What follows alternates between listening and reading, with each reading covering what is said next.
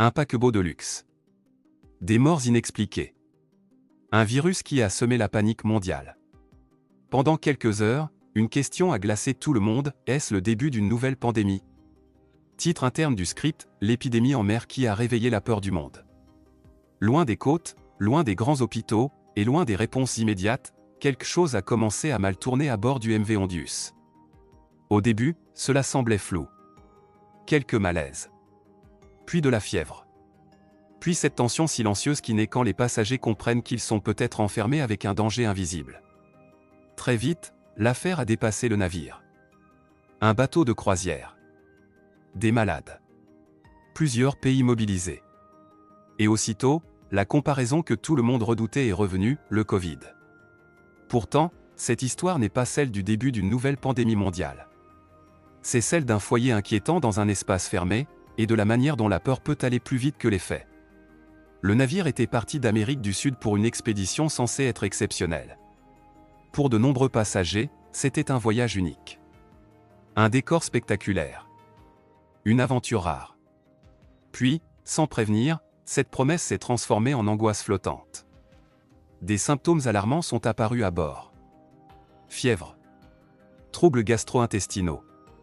Et dans les cas les plus graves, une aggravation rapide vers une pneumonie, une détresse respiratoire aiguë et un état de choc. Le danger était réel. Mais l'incertitude l'était tout autant. Au départ, personne ne savait s'il s'agissait d'une infection banale, d'une intoxication, ou de quelque chose de beaucoup plus grave. Puis le nom est tombé, hantavirus. Et à cet instant, l'incident médical est devenu une affaire mondiale. Les hantavirus sont en général liés aux rongeurs et aux environnements contaminés, pas à une propagation massive d'humain à humain.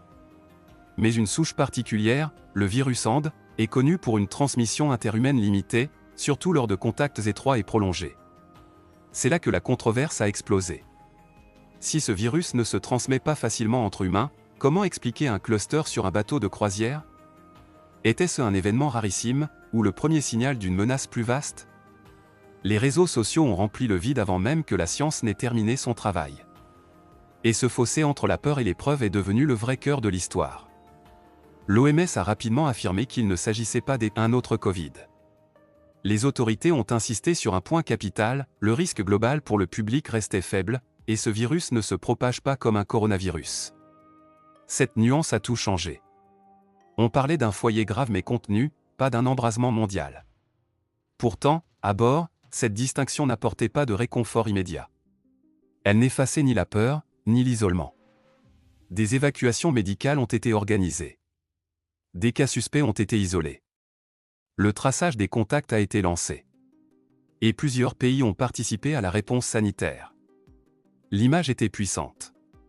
Un navire en route vers un port. Des morts signalées. Des titres alarmants. Et un virus dont une souche rare peut, dans certaines conditions, se transmettre entre humains. Dans un monde marqué par le traumatisme de 2020, cela suffisait à déclencher une inquiétude bien au-delà du nombre réel de cas. Or c'est précisément ce point qui mérite d'être compris.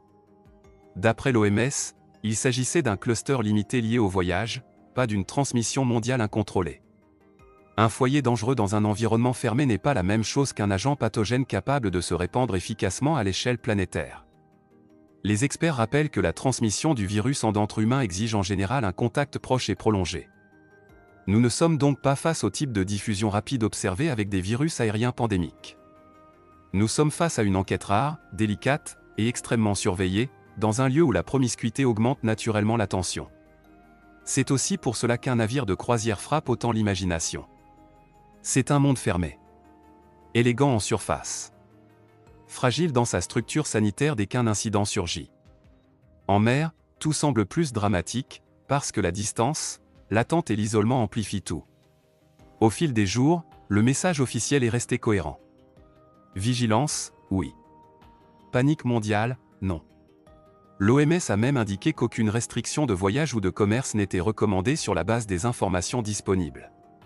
Cela montre que la priorité était de contenir et surveiller, pas de traiter l'événement comme le début d'une catastrophe planétaire.